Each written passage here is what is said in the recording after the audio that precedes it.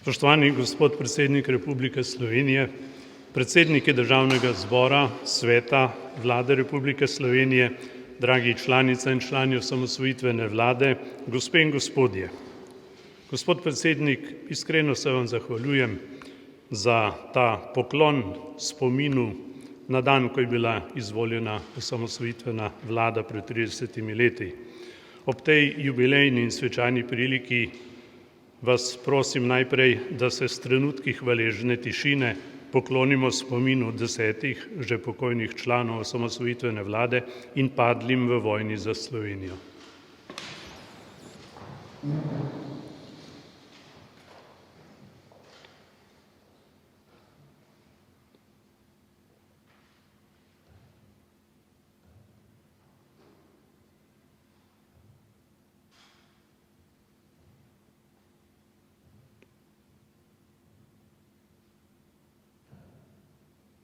Hvala lepa. 9. maja 1989 smo se z Majniško deklaracijo jasno izrekli, da hočemo živeti v suvereni državi slovenskega naroda. To je bilo temeljno programsko izhodišče koalicije novih demokratičnih strank Demos, ki je aprila 1990 zmagala na prvih demokratičnih volitvah po drugi svetovni vojni. Volitve niso bile podarjene, ampak je do njih prišlo zaradi notranjega demokratičnega pritiska v širšem kontekstu propadajočega komunizma. Bile so svobodne, niso bile pa povsem poštene in demokratične, kajti samo v 2 zborih, v družbeno-političnem zboru in v zboru občin smo volili res demokratično, v zboru združenega dela ne. Kljub temu je bil rezultat tak, da je omogočil v nadaljevanju uresničitev najvišjega narodno-političnega cilja slovenskega naroda. Voliti stare politične sile, zbrane okrog temeljne listine, bi pomenilo prihodnost v propadajoči Jugoslaviji, ki ni propadla zaradi demokratov.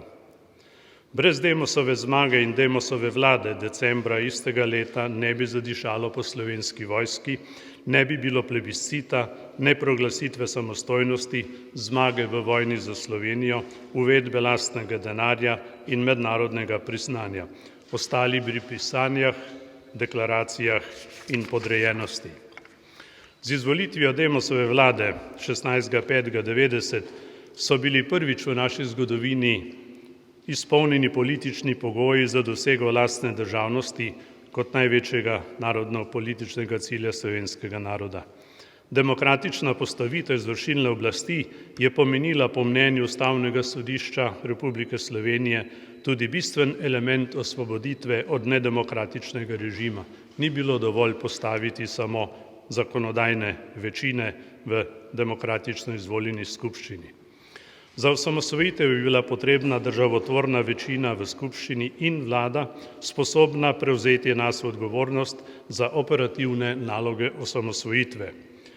Trd udarec je padel na ta dan pred 30 leti, še preden smo prisegli in prevzeli vladne posle. Beograd oziroma Jugoslovanska ljudska armada ni razorožila slovenske teritorialne obrambe na dan konstituiranja skupščine, niti ne na dan nastopa novega slovenskega predsedstva, kar se je zgodilo že prej, ampak je to cinično čestitko namenila Demosovi vladi. Na pot osamosvojitve smo se odpravili golih rok. Razorožitev smo razumeli kot vojno napoved in se začeli naslednji dan pripravljati na obrambo. Če je bil kdo prej romantičen, je moral tisti dan spoznati, da smo kljub ustavno zagotovljeni pravici do samoodločbe takrat vzeli nase zahtevno in tvegano nalogo. Naj se spomnim, da me o razoroževanju kot mandatarja oziroma predsednika vlade ni obvestil nihče od tistih, ki so za ukaz vedeli že prej. Ne poveljnik slovenske teritorialne obrambe, ne vrhovni poveljnik, predsednik države, ne zadevni sekretarji izvršnega sveta. Globoko hvaležnost in priznanje pa izražam tistim odgovornim teritorialcem po terenu, ki so razumeli politično ozadje razoroževanja in se mu uprli ter tako ohranili vsaj nekaj orožja. Naj poudarim, da takrat ni šlo samo za osamosvojitev. Treba je bilo vzpostaviti nov politični in gospodarski red v duhu spoštovanja človekovega dostojanstva in pravic, demokracije, pravne države in socialno-tržnega gospodarstva. Poljakom, Madžarim in drugim je bilo lažje, ker so državo že imeli. Nasledili smo izredno težko gospodarsko stanje z 8-odstotnim padanjem gospodarske rasti, številnimi podjetji z izgubami, bojkotom našega blaga v Srbiji, visoko inflacijo, umetno zaposlenostjo in še kaj. K temu je pokal po šivih tudi zdravstveni sistem. Dela smo se lotili na vsej fronti.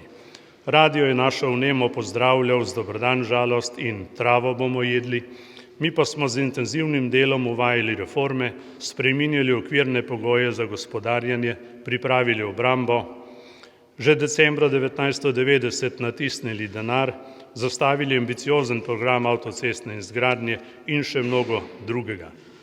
Ponosen sem, da sem imel čast voditi Demosovo vlado, ki se je zapisala v zgodovino kot osamosvojitvena vlada. Ponosen sem na ekipo, ki se je zavezala zgodovinske nalogi in cilj tudi dosegla. Bili smo politično in nazorsko najbolj pestra slovenska vlada doslej, predvsem pa učinkovita. Dream team, bi rekli kje drugje. Za seboj smo po 2 letih pustili državo, kot je zapisala zgodovinarka Rosvita Pesek. Dragi člani osamosvojitvene vlade, iskreno se vam zahvaljujem, da ste sprejeli izziv in vsak na svojem področju opravili temeljno delo za demokratično in samostojno Slovenijo. Opravičili smo zaupanje tistih, ki so nas izvolili. Vesel sem, da smo skupaj preživeli enkraten, zgodovinski in zahteven čas, da smo držali skupaj, da je bila enotnost močnejša, kot so bile naše razlike, in predvsem sem vesel, da lahko rečemo, da smo res opravičili zaupanje tistih, ki so nas izvolili. Jubilej osamosvojitvene vlade praznujemo v času 70-letnice Schumanove deklaracije, ki je temelj evropskega projekta. Ko smo delali za osamosvojitev, smo mislili tudi na evropsko prihodnost Slovenije v duhu načel in vrednot očetov Evrope. Izvolitve prve vlade se spominjamo v času globalne in evropske krize ter nove slovenske politične polarizacije. Naš glavni problem ni novi virus, ampak virus razdeljenosti, ki ne dovoljuje spoštljivega pogleda na drugega in mu resnica ni temeljni kriterij. To je tudi virus, ki ne mutira. Novi vladi in vsej slovenski politiki želim, da različnost ne bi bolela, ampak bogatila. Ne spuščajmo v politično areno virusov, ki ne bogatijo naše medsebojnosti, našega sožitja in sodelovanja. Potegnimo nauk iz slovenske, evropske in globalne krize ter z visoko politično kulturo združujmo ustvarjalne sile za tisto, kar nas lahko kot nacijo okrepi in nam zagotovi varno ter demokratično prihodnost. Osamosvojitveni duh slovenske pomladi nam je lahko pri tem vedno v navdih. Naj živi osamosvojitvena vlada, Bog živi samostojno in demokratično Slovenijo. Hvala.